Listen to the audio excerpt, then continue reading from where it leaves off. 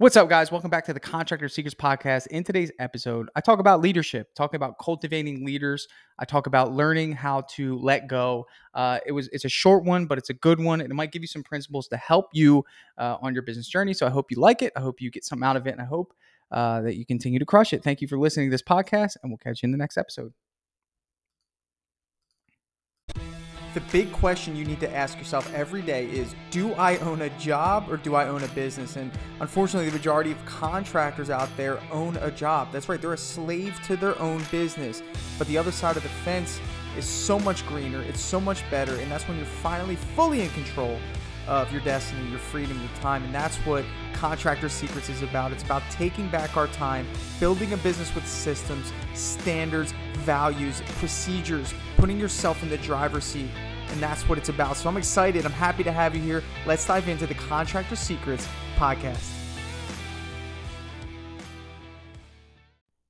What's going on, guys? Welcome back to the Contractor Secrets podcast. So today, I really want to just emphasize leadership. I want to emphasize what it's going to take for you to build a team that is loyal to you. I think, you have a lot of people in our industry, contractors that built their businesses out of spite. I think we all know that. I think there's a few ears listening to this right now that the only reason you started a business was because of how much you resented the person you worked for. And as a human, one of the things that I believe we all are entitled to is some form of autonomy, some form of trust in a certain capacity that we are capable. Humans are amazing. And I think, that word's an understatement in itself. But I think what we need to realize as leaders in our business is that we've got to learn how to cultivate leaders. And of course, I've mentioned this before, but today I just feel called to hit on this, because if you can develop leaders, you'll never run out of leaders. Some people look at me and say, well, Tanner, how are you sitting in your office? How are you able to run your business from home with doing a little over $1 million in revenue with 11 employees? How are you able to be home every single day, doing what you love, doing whatever you want, and maintain a phenomenal reputation, maintain a phenomenal standard, maintain incredible work-life balance? And I have to tell you that the only way that works is if I have individuals that have bought in to me, that are on my side. Okay. These are what I like to call my confidants. And if you have yet to find a confidant in your business, that's somebody who is your ride or die, right? That's that person that cares enough to make sure people aren't taking advantage of you, cares enough to make sure that your business is thriving, cares enough about the vision that they're willing to stake their name on it and treat it as if it's their vision and their business. And you might think, well, why would anyone want to do that?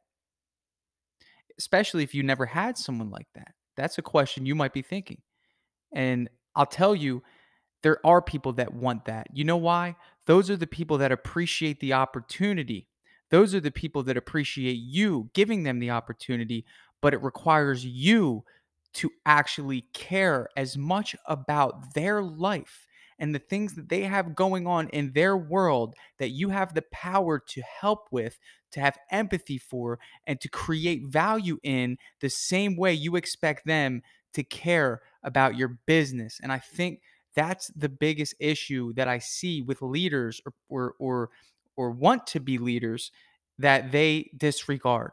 And I think everyone should understand that in any relationship, it's give and take. It does not matter if it's a manager and a business. You see this through your own experience. If you were somebody that left, if you were somebody that went and found another opportunity because you weren't treated well, ultimately, loyalty can be broken no matter the position that you're in.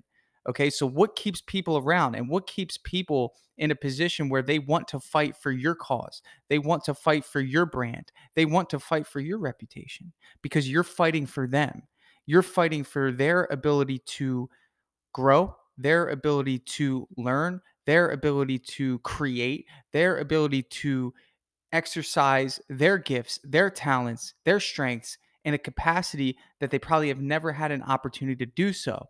And in other industries, it's not as much of a great opportunity because typically you're managing people that have had experience managing, have had experience growing, have had worked in healthy environments, have had worked in growth environments.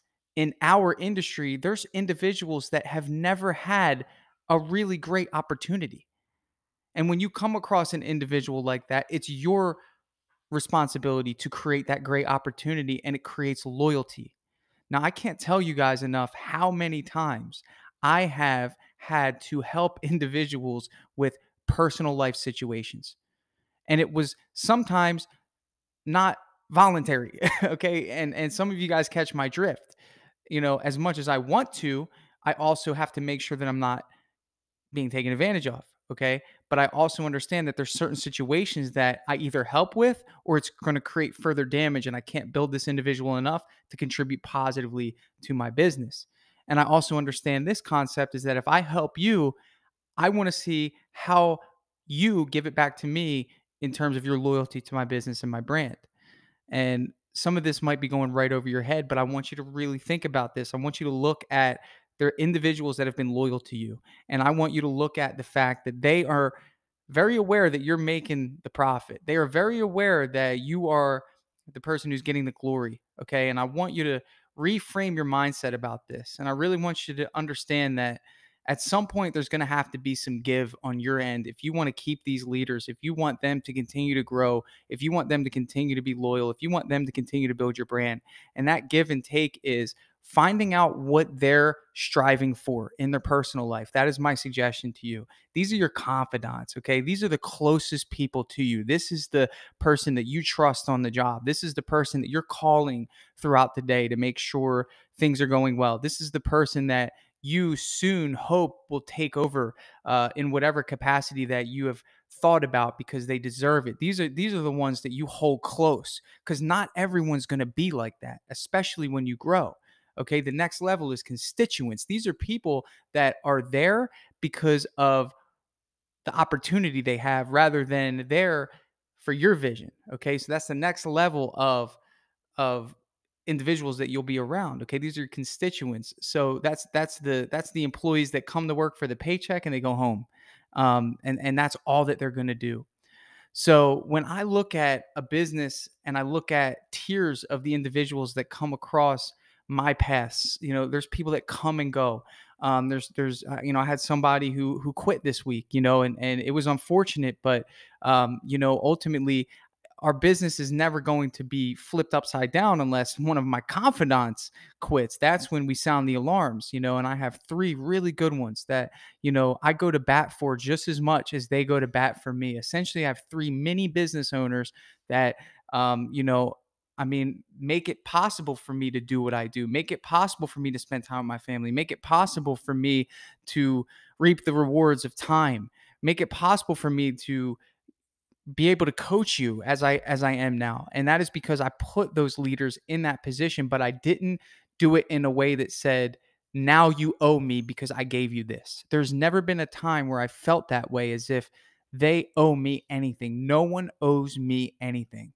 Okay. And that's a really important mindset to have, especially in a leadership position, especially if you've never been a boss, especially if this is your first business, is you've got to get over the power trip that comes with having individuals work for you. Okay, essentially, it's I work alongside you. I just happen to be the person that took the risk, and I happen to be the person that holds the liability. So I am due the rewards for that. And everyone understands that concept in business is that the owner gets the rewards because they're taking the risks. Okay, so that's not much of a discussion about feeling that the profit share isn't in line with expectations. But what I really want to get at, again, going back to this, is the fact that when we have individuals that are in our business, okay, we have to identify the people that are going to bat for us quickly. And when we do that, we've got to make it a conscious choice to elevate them. And that might require a little bit of change on your part about how things are done. I've coached enough people to know that there are times where there's people in your business that are ready for the opportunity to be a manager. They're ready for the opportunity to grow. And the only thing stopping them is the owner, because the owner won't get out of the way. And when you won't get out of the way, all you're doing is you're creating less momentum. Okay. You're actually diminishing the momentum that the person has, that they're trying to build. Okay. So, for example, let's say you have a small team of three and you're working alongside them, and the customer has a question. And essentially, what you're doing out of habit is you're answering the question instead of saying, you know what, actually let Brian take care of that one. He'll answer it for you. He's in charge today. Something as simple as that is going to create such a different mindset for Brian. Brian is going to feel empowered, okay? And what you're going to do is you're going to continue to do that. And as soon enough, it's going to be, Brian, you're in charge of this one. You're introducing Brian to the customer and you're leaving. And you got to be okay with that. And you've got to be okay with them not doing it exactly how you're going to be doing it. And where I get with this is that this is how you develop loyal leaders, because essentially Brian maybe has never had an opportunity to lead. He's probably never had an opportunity to manage. He's probably never had an opportunity to grow. And you gave that person that opportunity. And what it did was, it made him feel empowered. It made him feel a part of something greater than just being an employee. He's no longer a constituent. He's now a confidant. And this is how you build this. People look at a company like mine, and I'm sure you would like to get there to where things are running themselves. But this is a result of relationship building for 4 or 5 years of relationship building and helping and being there and having empathy and caring and having humility and creating leaders and being okay with not having control of everything and fixing mistakes and apologizing for mistakes that I didn't make, and not trying to strangle my business and trying to be in control. And I think a lot of us feel as though we have to be. So I hope this helps. I don't know where it came from today. It was just on my heart to talk about leadership, to talk about growth, to talk about the mindset of what it's going to take to be a leader that someone wants to follow, that wants to be, that people want to be led by. And ultimately, if you can narrow down these principles, you can duplicate them. And the secret to success, in my personal opinion, is cultivating leaders. It's hard to find leaders who are already leaders. Typically, they own and operate their own business, but you can sure create them. So I appreciate you guys listening as always. I hope this was helpful. If it was, hit me up on Instagram. Let me know what you thought about it at Contractor Coach, and we'll talk soon. Thanks, guys. Dripjobs CRM is finally here. That's right. So Dripjobs is an automation platform for contractors, home service professionals that's going to automatically follow up with your customers. It's going to allow you to send invoices, estimates. It's going to allow you to send out blast marketing emails to individuals based on where they are in the buying process. This software is next level. And I'm reaching out to you. You're a listener of this podcast, and I want you to be one of the first ones to give it a shot.